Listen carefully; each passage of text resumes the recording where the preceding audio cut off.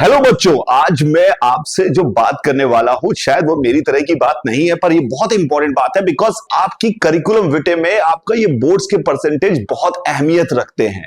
तो 10th class में boards आप पहली बार देने जा रहे हैं और आपको पता होना चाहिए कि बोर्ड्स में नंबर लाना एक आर्ट है। आपको चीजें पता होती हैं फिर भी बच्चों के नंबर नहीं आ पाते, उनको आती हैं चीजें फिर भी नंबर नहीं ला पाते। और कुछ बच्चे ऐसे होते हैं उनको मीडियोकर लेवल का आ रहा होता है पर उनको नंबर लाने आते होते हैं, क्योंकि बोर्ड में नंबर लाना एक आर्ट होता है। अब आपने कहा कि सर आपको क्या पता, आप तो आईटी जेई की बड़ी बड़ी कठिन कठिन बातें करने वाले इंसान हैं, आपको क्या पता कि बोर्ड्स में नंबर कैसे लाए जाते हैं। तो मैं थोड़ा सा अपना बैकग्राउंड बता देता हूं। भाई मैं 10th क्लास में यूपी बोर्ड का था, मान लिया आपके सीबीएसई बोर्ड का नहीं था, यूपी बोर्ड का था, पर मैं मेरिट लिस्ट में आया था। 40 लाख बच्चों में मेरा पूरे प्रदेश में 24वां स्थान था। तो अब इस बात की तो गारंटी है, मुझे पता है बोर्ड्स में नंबर कैसे लाए जाते हैं। बोर्ड्स में नंबर लाना एक आर्ट है। मैं गारंटी कह रहा हूं कि अगर आपने सही से पढ़ा हुआ है, आपको चीजें आती हैं और आपको लिखने का तरीका सही आता है, तो आपके 98% 97% नंबर आएंगे, ये मेरी गारंटी है। और आपको सही से आता है या नहीं आता है उसकी गारंटी मैं कैसे ले सकता हूं, उसकी गारंटी भी मैं ले सकता हूं, क्योंकि अभी भी हमारे पास इतना समय है कि हम बोर्ड्स में अच्छे नंबर ला सकते हैं, कॉन्सेप्ट पढ़ सकते हैं, क्योंकि बोर्ड में नंबर लाना इतना मुश्किल काम नहीं है। इसके लिए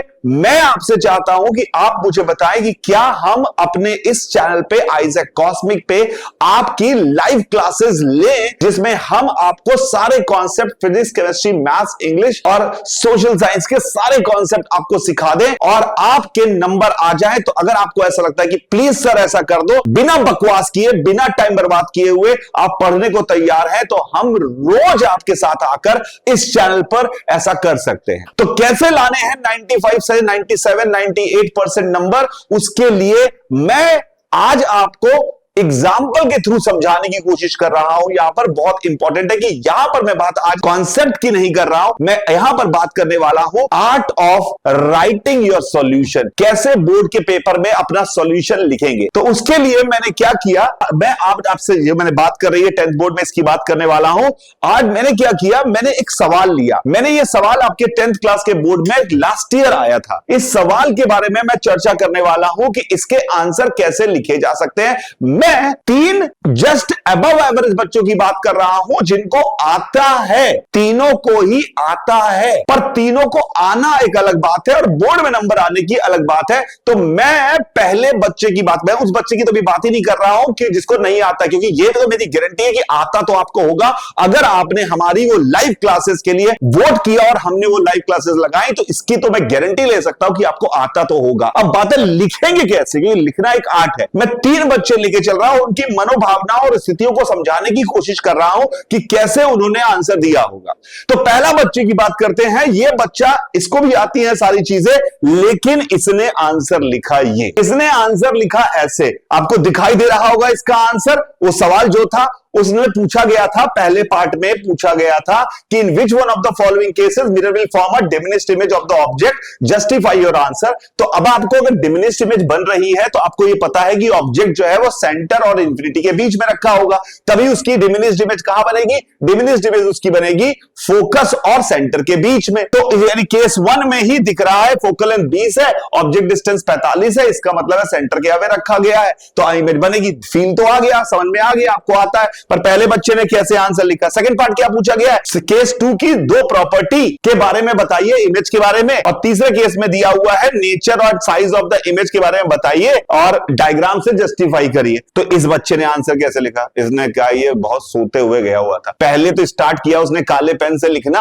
क्वेश्चन 39 पहला नंबर 1 पे काले पेन से डाला, पहला 1 नंबर काले पेन से डाला, फिर लिख दिया उसने in case 1 as it is left of C. ये क्या है, इस तरह से लिख दिया आंसर उसने। आंसर सही है, नंबर मिल भी जाएंगे, हो सकता है कि सवाल वाले ने पढ़ा, उसका मन चला तो उसे नंबर दे देगा, पर इसमें उसके लिए एक सवाल चक्कर के मन में आपके प्रति एक सहानुभूति, एक आकर्षण अगर आ गया तो आपकी गलतियों को भी वो माफ कर देगा। और आपने कहीं गलत किया तो वो भी हो सकता है, कहीं थोड़ा बहुत आपने कम अच्छा लिखा है तो उसको वो माफ कर देगा अगर उसमें सहानुभूति आई। इसमें लगा कि ठीक है, कोई कनेक्शन नहीं डेवलप हो पाया आपका और उस एग्जामिनर का कोई कनेक्शन डेवलप हो पाया? आंसर तो है, you may get in this particular question answer because आपने केस 1 लिखा है, it is in left of C लिखा है, पर वो खुश नहीं है, तो वो जनरली उसका मन करेगा कि इसको आधा नंबर ही दे, इस 1 नंबर के सवाल में आधा नंबर ही देने वाले हैं, तो आधा नंबर दे देगा, हो सकता है। दूसरे में पूछा कि 2 प्रॉपर्टीज बताइए, आपने रियल एंड इन्वर्टेड, आपने कहा real and inverted, to the point आपने आंसर दिया, बढ़िया बात है, टू द पॉइंट दिया है, पर कनेक्शन नहीं डेवलप हुआ, क्योंकि यहां हो सकता है नंबर मिल जाए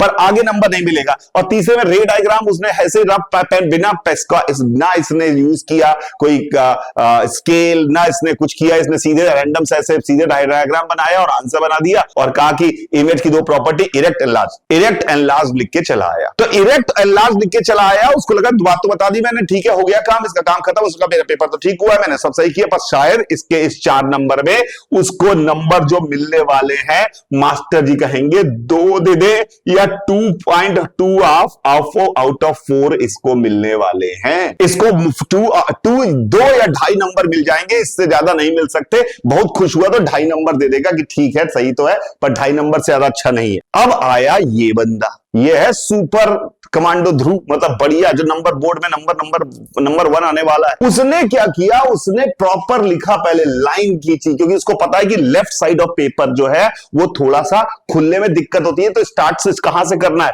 इसने कोई लाइन वाइन नहीं खींची, इसने क्वेश्चन वहां से खींचा। हो सकता है कि पेपर पूरा खुले ही ना, जब वो चेक कर रहा है क्वेश्चन 39 को पता ही ना चल पाए, पर उसने क्या किया, इसने पूरी लाइन खींची और लिखा ऊपर solution of question number 39, solution of question number 30। कोई फर्क नहीं पड़ा, थोड़ा समय लग रहा है इसके सवालों के आंसर में, इसके सवालों के आंसर में इसने लिखा for diminished image formation in concave mirror object must be kept away from centre, hence the correct answer is case 1। फिर उसने f बराबर 20 सेंटीमीटर एंड ऑब्जेक्ट डिस्टेंस 45 दिखाई और u की वैल्यू 2 × 20 + 5 करके दिखाई और बोला कि देखो यहां से दिख रहा है कि ऑब्जेक्ट जो है सेंटर से अवे रखा हुआ है। बहुत बढ़िया आंसर दिया। सेकंड में रे डायग्राम नहीं बनाना था, फिर भी उसने रे डायग्राम बनाया और उसने कहा कि if we draw the ray diagram from case 2, तो हमें it is evident from ray diagram that की the image formed is real and inverted, the image formed has. और एक बात नोटिस करने वाली है, कहीं उसका आंसर मिस ना कर जाए, तो उसने जो मेन आंसर था उसको उसने कहा कि हो सकता है एग्जामिनर कहा कि कौन सा बर्बाद करे, आंसर बताओ, सीधे आगे बढ़े, तो उसने उन चीजों को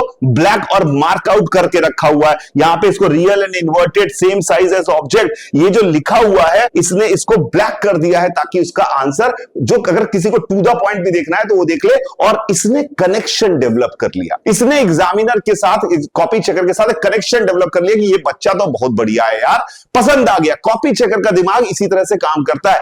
ये सारा का सारा गेम बेटा ह्यूमन इंटरवेंशन का है, तो ह्यूमन को कंट्रोल किया जा सकता है आपके तरीकों से, आप उसको अपनी बात बनवा सकते हैं। तो ये तरीका उसने इस्तेमाल किया। अब इसने थर्ड पार्ट का आंसर लिखा। अब देखिए थर्ड पार्ट में 2 चॉइस थी, तो इसने लिखा पार्ट थर्ड चॉइस ए। अब यहां पर मैंने पार्ट थर्ड में जो इसको 3 को ऐसे थर्ड किया, उसने पहले 3 लिखा था फिर थर्ड किया। ये अब थोड़ा सा घबरा रहा है, क्योंकि इस तरह के बच्चे में एक और समस्या हो सकती है कि ज्यादा बड़ा बड़ा आंसर लिखने के चक्कर में कई बार इनके आंसर छूटने लगते हैं, तो इस तरह की समस्या हो सकती है। तो ये भी अच्छा तरीका है और उसने पूरा रे डायग्राम प्रॉपर बनाया, बड़ा बनाया। इसने कॉपी की कमी नहीं सोची कि कॉपी तो मिलेगी ना जितनी मांगोगे यार, तो उसने बड़ा डायग्राम बनाया, साफ सुथरा डायग्राम बनाया और उसने इमेज फॉर्मेशन से v की वैल्यू भी निकाली और अगले पेज में उसने आंसर लिखा। लेकिन दिख रहा है आपको यहां पर एक और बात, इसने लिखते लिखते थोड़ा काटने लगा, क्योंकि अब ये थोड़ा डर रहा है कि इसका टाइम जा सकता है, टाइम ज्यादा बीत रहा होगा। तो मैं इसको भी नहीं कहूंगा इतना इलैबोरेटिव वे में लिखने की जरूरत है, हां, लेकिन एक कनेक्शन इसने बहुत अच्छा बनाया है। इसके कटिंग पटिंग के बाद भी जो इसने काम किए होंगे, इसके सारे के सारे नंबर पूरे मिले होंगे और जो एग्जामिनर है उसने उसके साथ एक प्यार डेवलप हो चुका है, वो उसके नंबर काटेगा नहीं, छोटी मोटी गलतियां माफ करेगा, ये मेरी पक्की बात है, क्योंकि एग्जामिनर से इसने प्यार कर लिया है, एग्जामिनर को इससे प्यार हो गया है। अब आया तीसरा बच्चा। This is what I want कि ऐसा करना सबसे लेजिटिमेट और सबसे बढ़िया ऑप्शन है। टाइम भी कम बर्बाद हो रहा है, साथ में कनेक्शन भी डेवलप हो रहा है, तो ये एकदम बेस्ट अप्रोच होती है। टू द पॉइंट इसने लिखा हुआ है चीजें। केस 1 को उसने पूरा लिख तो दिया, फिर केस 1 को बाद में उसने ब्लैक कर दिया और जो रीजन आउट करना था उसने उसने लिख दिया because object is kept beyond centre of the mirror, इस तरह से लिख दिया। केस 2 में भी उसने रे डायग्राम बना के टाइम बर्बाद नहीं किया, उसने पूछा नहीं मैं जबरदस्ती टाइम क्यों बर्बाद करूं रे डायग्राम बनाने में, तो रे डायग्राम इसने नहीं बनाया और इसने लिखा as object is kept at centre of mirror the image form will be a, जो उसने इमेज लिखी थी। थर्ड में उसने लिखा है ए पार्ट, क्योंकि उसको पता था कि दो ऑप्शन दिए गए हैं कि कंफ्यूजन ना हो जाए, तो ए पार्ट उसने दे दिया ताकि दिक्कत ना हो, और उसने रे डायग्राम बनाकर ये आंसर लिखा। एंड इसने कोशिश की कि तीनों पार्ट के आंसर एक ही पेज पर इसने साफ सुथरे से कर दिए, तो इसको नंबर, इसको भी नंबर 4 में से 4 मिलने वाले हैं और पिछले वाले बंदे को भी 4 में से 4 मिलने वाले हैं।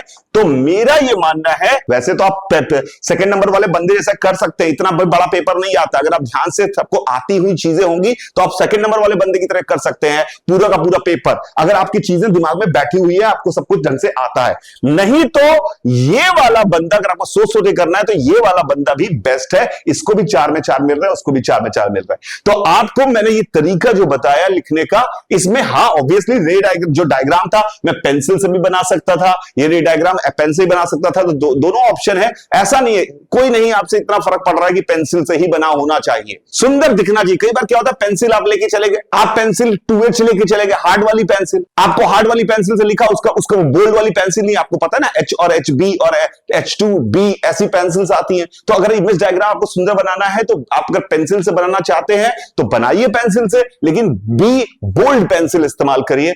आज पहली बार मैं ऐसी बातें कर रहा हूं, पर ये बहुत इंपॉर्टेंट है, क्योंकि बोर्ड में नंबर लाना, एक काम करना चाहिए ना, हम जिस प्लेटफॉर्म पे खड़े हैं उसमें बेस्ट हो जाऊं पहले में, फिर उसके बाद देखेंगे। मेरे को भी भाई आईटी में जाना था, पर मैंने कहा अभी तो बोर्ड्स का एग्जाम है, पहले बोर्ड्स में चाहता हूं, तो मैंने बोर्ड्स में लिखने की कोशिश की। यू वोंट बिलीव कि बोर्ड में जब मैं अपना पेपर लिख रहा था, मेरा इन्विजिलेटर दूसरे रूम के इन्विजिलेटर को बुला के लाता था, एक बच्चा लिख रहा है, उसकी कॉपी देखो क्या लिखता है। मेरी राइटिंग बहुत सुंदर नहीं थी, राइटिंग बहुत सुंदर नहीं थी, पर मैंने सारे वर्ड अलग अलग लिख के प्रॉपर तरीके से लिखा। मैंने कहा कौन कर्सिव के चक्कर में पड़े, सब नॉर्मल तरीके से लिख देता और साफ सुथरा दिखाई देना चाहिए। It has to be clear, visible होना चाहिए कि क्या लिखा हुआ है। और इस तरह से उस बच्चे ने अपने आंसर लिखे और उसको भी 4 में से 4 मिल रहे हैं। तो शायद आपको ये बात समझ में आ गई। And please vote for it कि अगर आपको चाहिए कि हम लाइव में आपको क्लासेस लें और आपका बोर्ड्स में 95 छोड़िए 97% की गारंटी लें और हम कहें कि भैया हम करके दिखाएंगे, please vote for us. Thank you very much. Bye रहेगा सभी को, एंजॉय योर लाइफ।